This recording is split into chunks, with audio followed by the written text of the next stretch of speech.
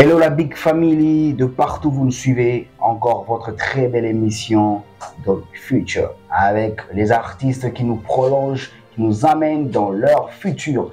Et aujourd'hui, c'est votre encore frérot Walter.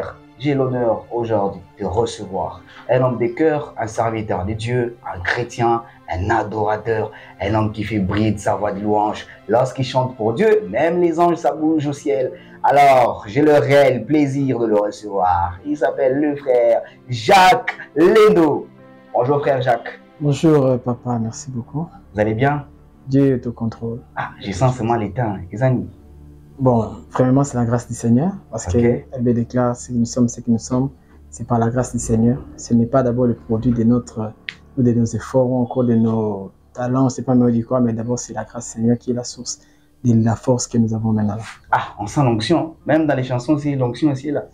Bon, c'est le Seigneur qui est la source. S'il y a l'onction, c'est que le Seigneur est notre source est en train de nous ravitailler. Alors, nous avons l'habitude de retracer le parcours de l'artiste. Une question encore de se nourrir plus sur ce que l'artiste a eu à faire dans son passé, dans son présent et qu'est-ce qu'il projette pour l'avenir. Alors, monsieur Jacques, vous êtes chrétien ou vous êtes d'une autre croyance? Je suis chrétien, je suis né de nouveau, baptisé d'eau et d'esprit du Seigneur. Vous chantez avec Dieu ou pour Dieu? Je chante et je chanterai toujours avec Dieu et je chanterai toujours pour Dieu. Parce que c'est en ça que nous sommes appelés. Alors, qu'est-ce qui vous a fait plonger dans la musique gospel? Vous avez commencé comment? Dans une chorale ou c'est à l'époque vous écoutez du Wemba, du Wendo et après vous avez dit non, il faut maintenant manger dans le monde, il y a gospel. Ok, merci pour la question. Donc, premièrement, d'abord, je suis né dans une famille chrétienne. Et j'ai connu Christ, je crois, dès mon enfance, depuis que j'étais gosse. J'ai connu Christ et on a évolué comme ça. Bon, j'aimais la musique, j'étais passionné de la musique, bien qu'à l'époque, je n'étais pas vraiment au bain de la musique, premièrement, proprement dite. Mais au fur et à mesure, au fil du temps, le Seigneur a fait en sorte que nous puissions recevoir cette grâce comme un mandat, comme un bâton.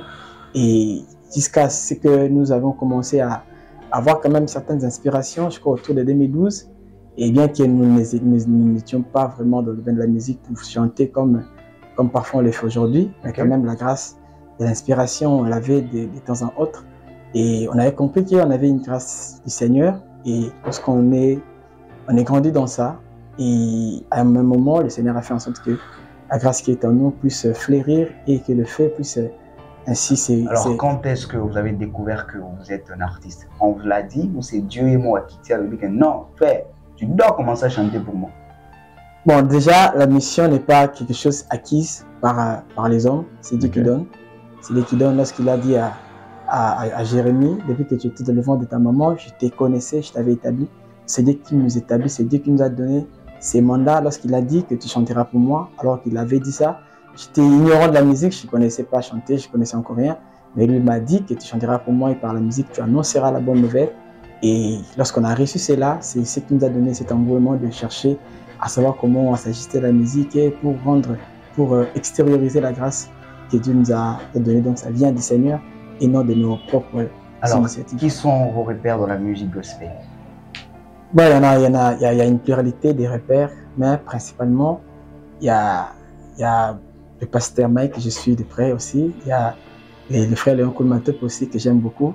Et leur musique m'a quand même donné une pousse.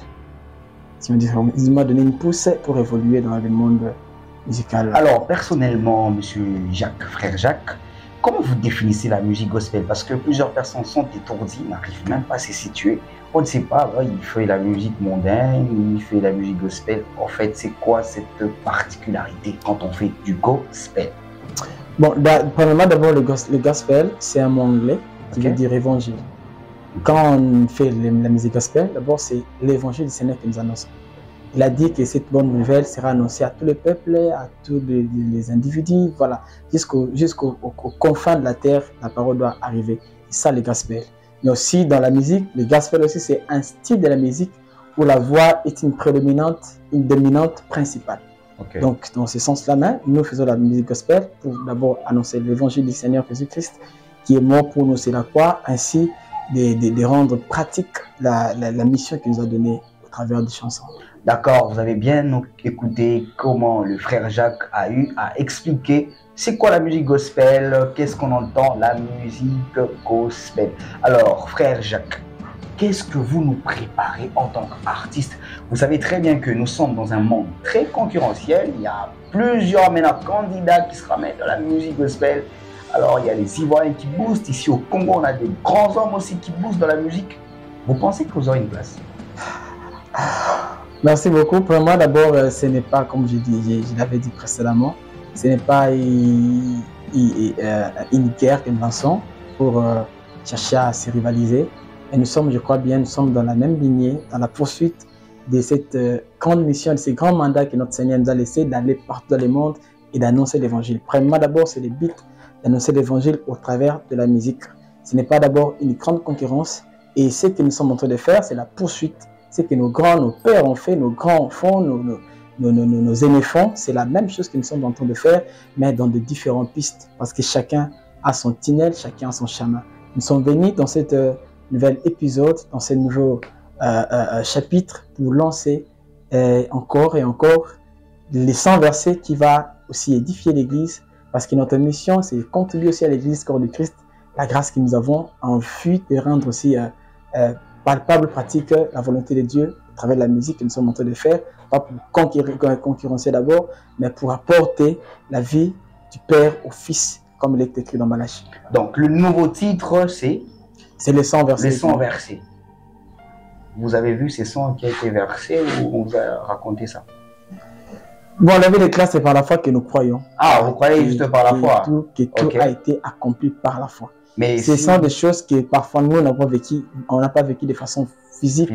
Mais c'est ce que Christ a accompli, c'est la croix. Et ce que nous avons lu dans la parole de Dieu, et nous reconnaissons que la parole du Seigneur est la source de toute vérité. Voilà, ce que Christ a accompli, c'est que nous prêchons, c'est que nous croyons, et c'est dans ça que nous sommes en train d'évoluer dans notre vie chrétienne. Voilà. Mais frère Jacques, les 100 versets, on est au Congo, en RDC plutôt, à l'est du pays, c'est à tout moment que les 100 ces versets-là. Mais vous nous rappelez encore les 100 versets. Expliquez un peu, c'est quoi les contenus de ces versets? Ok, les 100 versets, je crois, merci beaucoup. Dans les guerres, évidemment, les 100 ces versets, on n'en disconvient pas. Mais dans tous les 100 qui a été versés, il n'y a eu aucun 100 qui a eu la capacité de racheter l'homme là où il était pour le faire asseoir à la droite du Père. Il y a les sangs des animaux qui ont été versés aussi dans l'Ancien Testament. Jusqu'à présent, les sangs se versent, mais le sang de Christ a été le sang qui, par son effusion, a libéré, a racheté le monde de toutes sortes de perditions, a racheté le monde du trou ou de la boue dans lequel il était. Donc, le sang versé que nous sommes en train de parler, c'est le sang de Christ qui est versé et pour nous donner à nous la vie. D'accord. Et c'est quoi votre projet à venir? Vous avez le titre, le sang versé, il est déjà opérationnel? Et il est en cours. Le sang, il est en cours. Ouais. Et qu'est-ce que vous annoncez pour ces sons? Bon, déjà, nous préparons de façon optimale, nous préparons les enfants de Dieu pour recevoir premièrement d'abord cette œuvre grandiose que le Seigneur nous a donnée et aussi pour des grandes manifestations d'adoration, pour recevoir aussi et rendre pratique évidemment les effets ou les bénéfices du sang versé de Christ dans nos vies pour que cela accomplisse la grande volonté du Seigneur Jésus-Christ. Alors frère, parce qu'il y a plusieurs artistes aujourd'hui actuellement qui se cachent derrière le studio. Mais aujourd'hui, nous avons aussi cette opportunité de vous voir aujourd'hui en plein studio, en plein enregistrement. Mais il y a des gens qui sont là, qui commandent, qui écrivent, qui appellent. On aimerait un peu écouter sa voix audible, en direct comme ça, un tout petit peu en a cappella, pour faire plaisir à ceux qui nous suivent en ce moment. Tu as versé ton sang sur moi, sur la croix, tout est accompli. Si je vis, c'est pour ta grâce, pour ton amour, je suis victorieux. Yahweh, tu as versé ton sang sur moi, sur la croix, tout est accompli. Si je vis, c'est pour ta grâce, pour ton amour, je suis victorieux. Waouh. vraiment le coup du génie. Et je suis sûr qu'avec ça, ça va réconforter des milliers de personnes, Alléluia. des familles, des gens qui vont se situer. En tout cas, moi, je vous conseille de vous abonner sur... vous avez des pages, des plateformes déjà? Évidemment. Alors, frère Lindo, vous êtes soutenu par qui? Vous avez une équipe managériale ou bien vous fonctionnez comment? Essayez un peu de nous expliquer. Oui, évidemment, nous sommes soutenus par Katia Studio. Ah, vous êtes signé chez Katia. Et Katia Studio, c'est lui qui nous prend en charge pour le moment.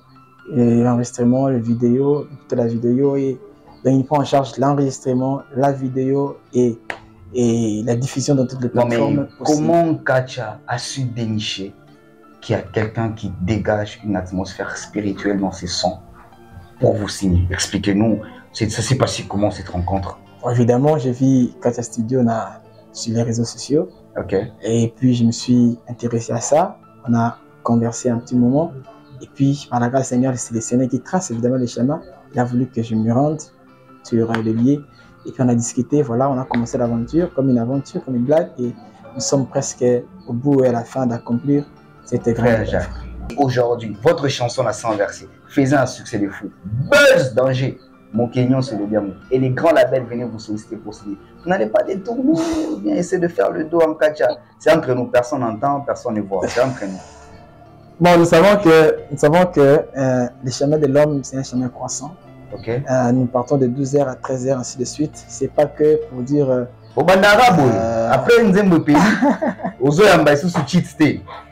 Oh, je suis busy. Remis en anglais. Non, on sera, je crois on ne rejette jamais la main qui nous a enlevé la poutre à l'œil. Okay. On restera toujours aussi confiant, aussi reconnaissant en Katia Studio pour ses premiers grands pas qu'il nous a donné par la grâce de Dieu. Mais j'aimerais un peu vous irriter un tout petit peu. Vous êtes sûr que vous aussi, vous n'allez pas tomber dans les histoires des femmes? Ah, parce que c'est sur les réseaux, surtout vous les frères actuellement. Oh, frère Richard qu'on a publié. Ah, ouais, c'est que c'est athée. Tant que Zoya, sans verser, comme au bêta et comme une sous sans récupérer. Bon, maintenant, ça c'est la charge, pas seulement des frères Jacques, okay. C'est la charge aussi de l'Église. Parce que lorsqu'une grâce est sortie, l'Église aussi prie pour les grâces, les nouvelles grâces qui sortent. Donc, si nous lisons la Bible dans l'Apocalypse 12, on dira que cette femme était près d'accoucher, mais les dragons attendaient l'enfant. Donc l'enfant, c'est une grâce que le diable attend lorsque ça sort pour dévorer.